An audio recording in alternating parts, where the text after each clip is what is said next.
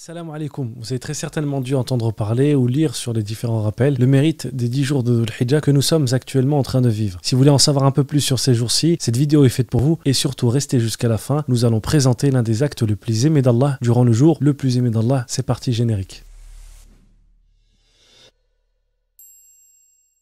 Alhamdulillah, Allah est le créateur des cieux et de la terre. Il a créé l'espace et le temps, ce que l'on appelle plus communément l'espace-temps. Et lorsqu'il a créé le temps, il a favorisé certains temps sur d'autres. C'est pour ceci que par exemple le mois de Ramadan est un mois béni, car durant ce mois-là, Allah a fait descendre le Coran. Et même si Allah a gratifié ce mois et lui a donné un mérite, il a fait en sorte qu'il y a des jours durant ce mois ou des nuits qui ont un mérite un peu plus important. C'est pour ceci que les 10 dernières nuits de Ramadan sont plus importantes que le mois de Ramadan. Et également durant ces 10 nuits, il y a une nuit qui est meilleure que 1000 mois, comme nous le savons tous, c'est la nuit du destin. Donc Allah Ta'ala a créé le temps et il a donné des mérites à ce temps. Et lorsqu'il donne des mérites, parfois l'un des mérites dépasse l'autre et dépasse l'autre et dépasse l'autre pour qu'Allah Ta'ala nous pousse à lui. Alhamdulillah, nous vivons déjà premièrement ce qu'on appelle les mois sacrés. Allah dans le Coran nous dit Inna iddata ash-shuhuri 'inda Allahi 12 shahran fi kitabillahi yawma khalaqa as-samawati wal ard minha arba'atun hurum.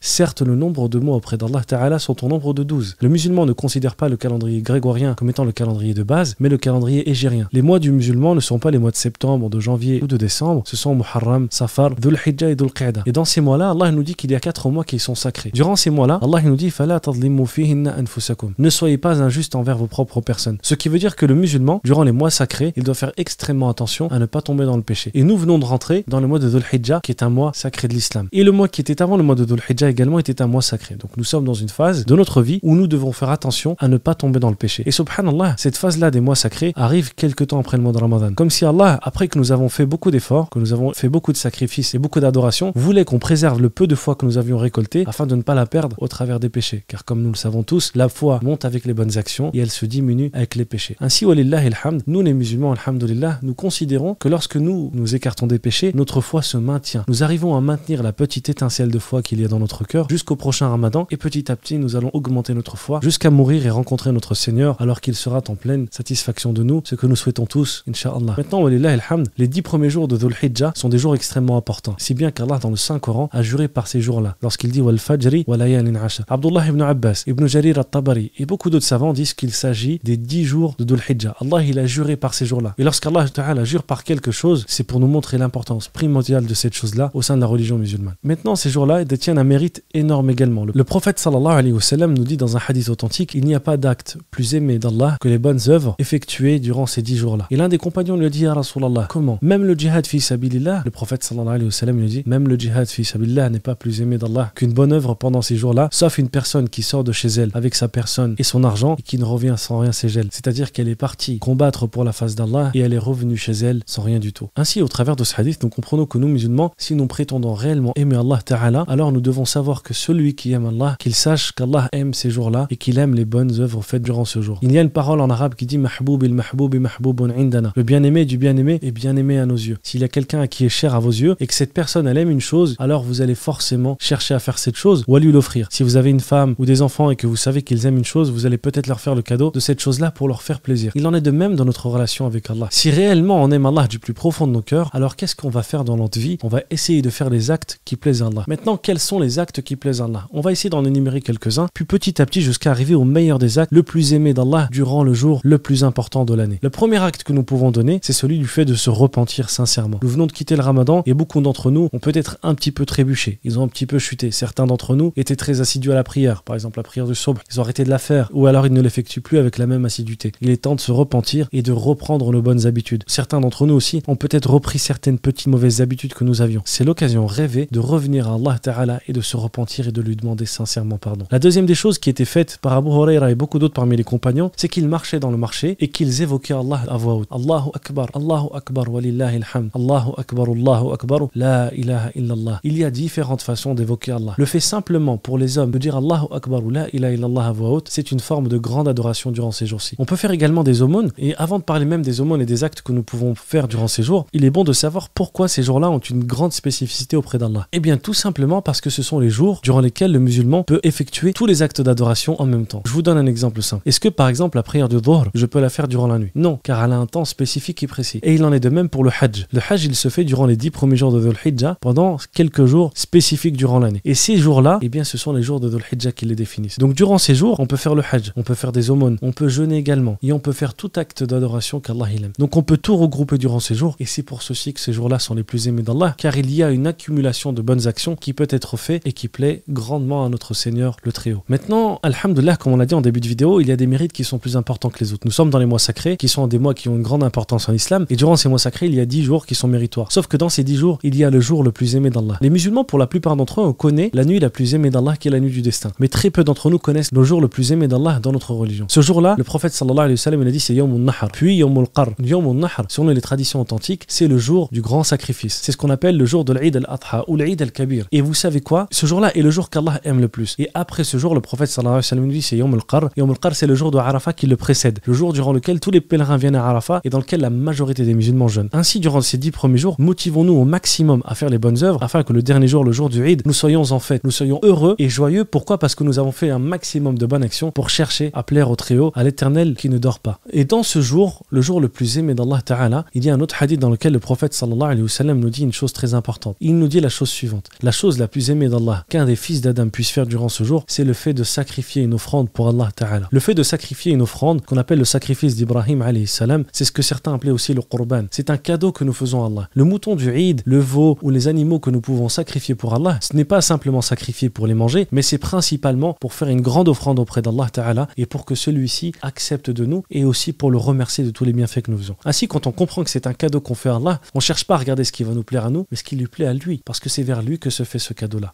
Et ce cadeau-là, Allah Ta'ala nous demande de faire un sacrifice auprès de lui. Et dans un autre hadith, le prophète sallallahu alayhi wa sallam nous dit, celui qui a la capacité financière de faire un sacrifice et qui ne le fait pas, qu'il ne s'approche pas de nos lieux de prière. Pour montrer à tous les musulmans la gravité de ne pas faire le Eid. N'oublions pas principalement cette adoration qui est extrêmement importante vis-à-vis d'Allah et qui est l'acte le plus aimé d'Allah durant le jour le plus aimé d'Allah. Ainsi, nous les musulmans, comme Allah dit dans le Coran, les croyants, quand il parle de ce dernier, il dit Yusari'una fil khayrati wa hum laha sabiqun. Ils se concurrencent au bien et ils y sont parmi les premiers. On se doit de se concurrencer dans l'évocation d'Allah, dans le fait de faire les œuvres qu'Allah il aime le plus, mais surtout nous devons redonner un rôle primordial et important à ce sacrifice-là qui était le sacrifice de notre père Ibrahim. Également, petite parenthèse extrêmement importante, les savants musulmans ont divergé sur le statut de ce sacrifice. Certaines écoles de jurisprudence ont dit que c'était ce qu'on appelait une sunna mu'akkada, c'est-à-dire quelque chose qui fait partie de la sunna, de la tradition du prophète, mais qui est très recommandé, quasi obligatoire. Et les Hanafi, l'école Hanafite, elle est partie sur le statut du fait que c'est une obligation collatérale pour chaque musulman qui en a les moyens. Quoi qu'il en soit, nous, alhamdoulilah, nous devons comprendre que cela fait partie de notre héritage et de notre culture que de sacrifier un animal pour Allah. Pourquoi? Parce que c'est l'héritage de notre père Ibrahim alayhi salam. C'est lui le premier à l'avoir fait et nous suivons son héritage et sa culture. Chaque peuple, chaque nation, chaque idéologie a besoin de s'accrocher à des fêtes, à des rites, il y a des choses qui la définissent de par des cultes. Et nous, ceci fait partie de notre culte et nous ne devons pas, malgré la mondialisation dans laquelle nous vivons, malgré la société dans laquelle nous vivons, le laisser tomber. Nous devons trouver une solution pour qu'un sacrifice soit fait en notre nom, Inch'Allah, et pour que nous puissions remercier Allah à travers de cet acte. Je vous remercie tous pour cette vidéo.